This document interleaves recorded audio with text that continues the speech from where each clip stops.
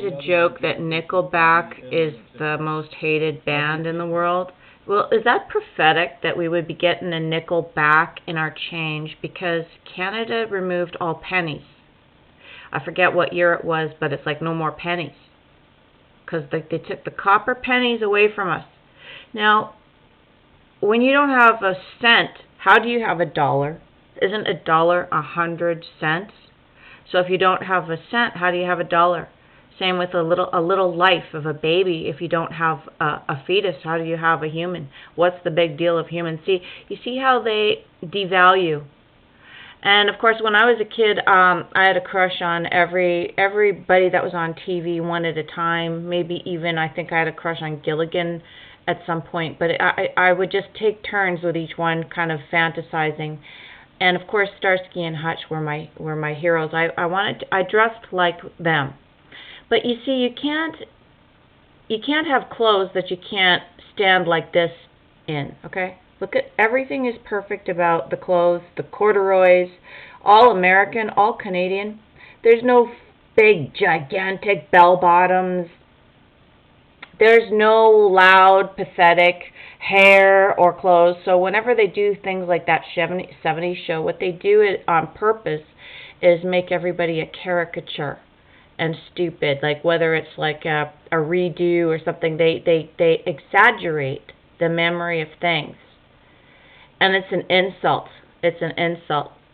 Okay? Paul Michael Glaser, you should see he directed a movie called Band of the Hand. I remember when I was a teenager, I knew a lot of criminal young punk boys, and their probation officers would make them watch Band of the Hand, and that was a cool movie. But, you know, like, look at the clothes, look at how comfortable. We had the couch and sweaters.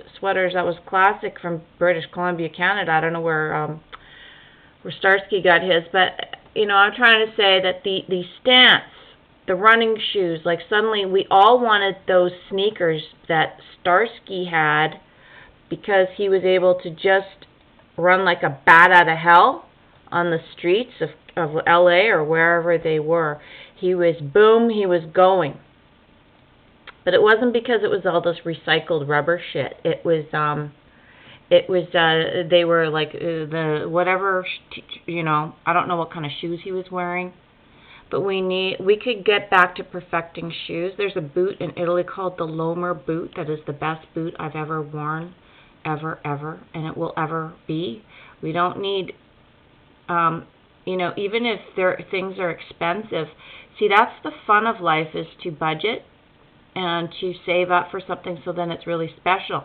Then it's more special when you have a really cool pair of shoes or pants or anything. Then there's more value in it. As soon as you could just get anything you want that's crap, it's kind of like your body doesn't like it. Your body knows that it's not good quality, and it doesn't let you stand or move freely. So it's like a self-binding thing. Anyway, I wanted to talk about Nickelback. We have the Nickelback. We don't have pennies back anymore. We have a Nickelback world, and you know, value